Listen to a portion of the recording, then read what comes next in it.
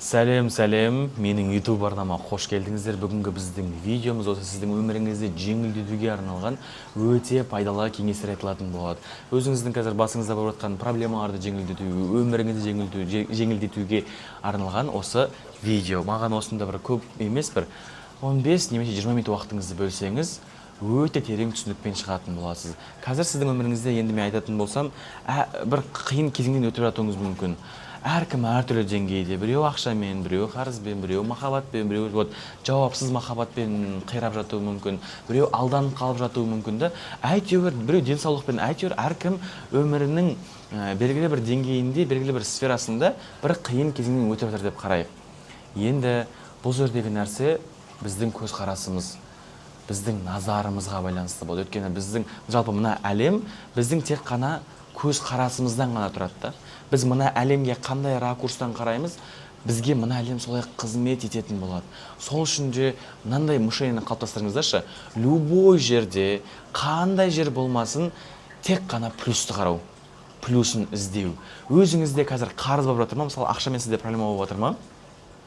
Қарызды мен жек көремін, қарыз маған ұнамайды, ақшасыз болып жүрген ұнамайды маған, мені қарыздап жіберді деп, оның минусын қарай бергеннен қарағанда, давайте сол проблеманың плюсын іздейік. Бұл проблема маған не нәрсеге үйретті деп ше. Егер шынына келетін болсақ, бізге басымызға түскен проблемаларды өте қатты жек көреміз да. Маған мына проблема ұнамайды деген сияқты. Бірақ та сол проблема арқылы біз көбісіміз білім алуды үйрендік.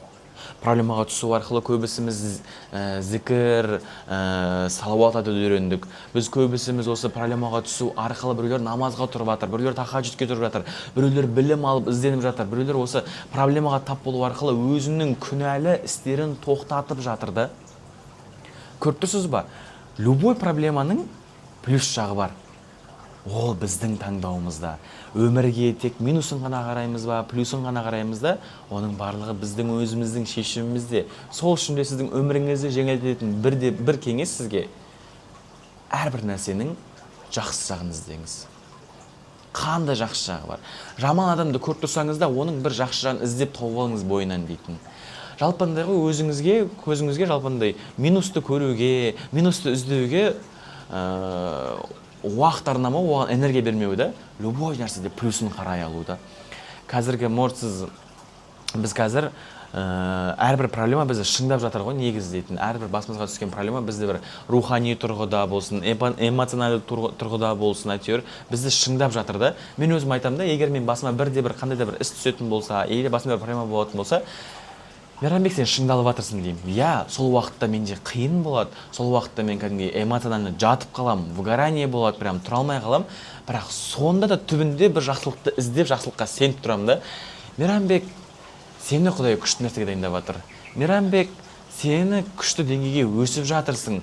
Сен осыдан шыққаннан кейін сен уже басқа Мейрамбек болып шығасың деп уже өзіңді плюс жағына қарай алу. Мына өмірде минус іздесең, минус жетеді. Өзіңнен, өміріңнен қарасаң, егер жоқ дегенге фокус қоятын болсаң, өміріңде шынымен бүкіл нәрсе жоғала береді. Тек сенің көзіңе жоқ нәрселер іздей береді.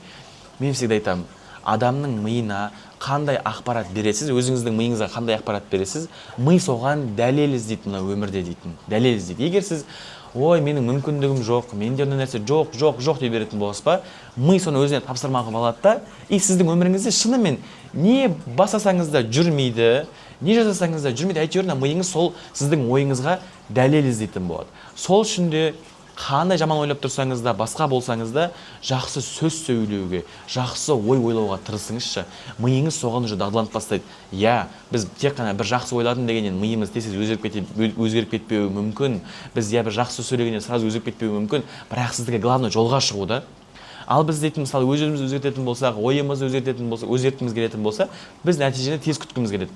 Бір техниканы орындап, миымды өзгертіп жібердім, бір аффирмация айтып, миымды өзгертіп жібердім деген сияқты сөйтеміз да. Не, кәдімгі, мысалы, любой сіздің осы әрбір миыңмен жұмыс жасауың, ол да кәдімгі қалыпты күнделікті жасалу керек процесте. Сен солай миың өзгереді да. Өйткені біздің осы уақытқа дейін қаншама жыл біздің миымыз осы стереотиппен өмір сүріп келді ма, оған біз қазір үстінен жаңа бір аффирмация ететін болсақ, жаңа бір сенім қалыптастырғымыз келсе, ол оңайлықпен болмайды. Өйткені ол бізде қанша жылдан бергі мынау сенім қатып қалғанда, оны да соншалықты уақыт жеңіл, оңай сіздікі жасай беру, кәдімгі жақсы ой ойлауға, жақсы білім алуға, жақсы сөз сөйлеуге тырыса беруді.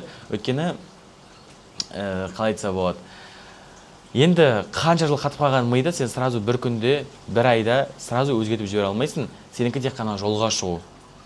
Жаратушы, мен өзгергім келеді, менің мен сөзімді өзгертуге ниеттендім. Жаратушы, мен өмірімді өзгерткім келеді, менің мен ойымды өзгертуге ниеттендім деп, сенікі тек қана жолға шығып кету ары қарата.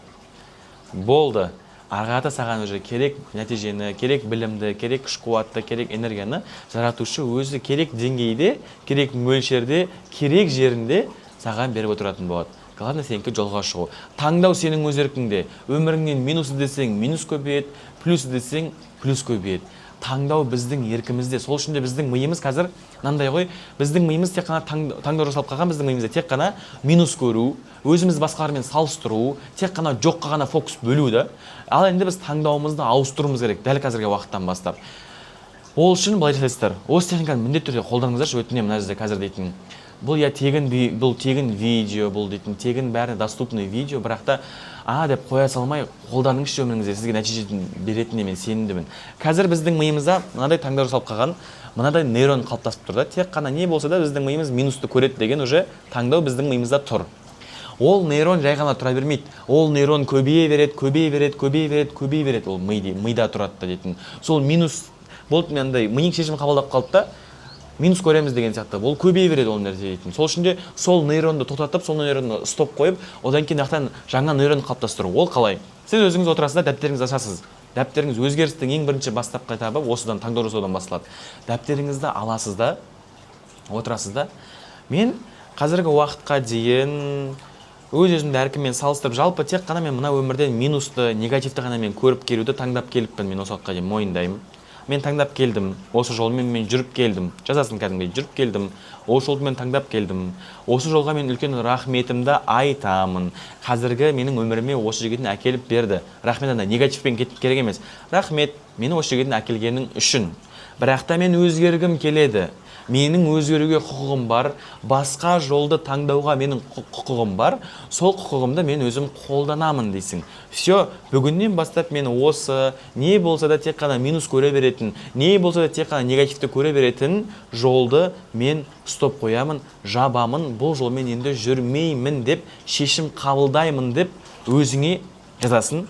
Сол кезде сенің миыңда шешім қабылданды ма, бітті, миың сенен уже X қояды, X қояды кәдімгі дейтін, тек негатив көретін, минус көретін уже нейроның сенің миыңда X болған кезде, миың дальше қандай жол бар дейді да. Дальше қандай жол бар, біз қандай жолмен жүреміз сонда дейді сол кезде сенің миың. Сол кезде сен уже миыңа екінші дороганы салып бересің, екінші жолды салып бересің. Ол қалай?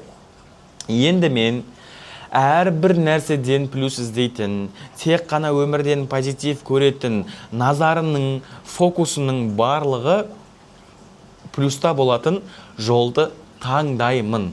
Осы жолмен жүремін деп шешім қабылдаймын дейсің де, уже миыңа екінші жолды салып бересің, бітті.